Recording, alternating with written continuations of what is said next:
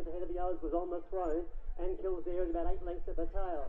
Up towards the 600 metre point. Mr. Savage on the outside and Mr. Seed on the inside. That pair go together. A length away, Schwartz here, Breeze.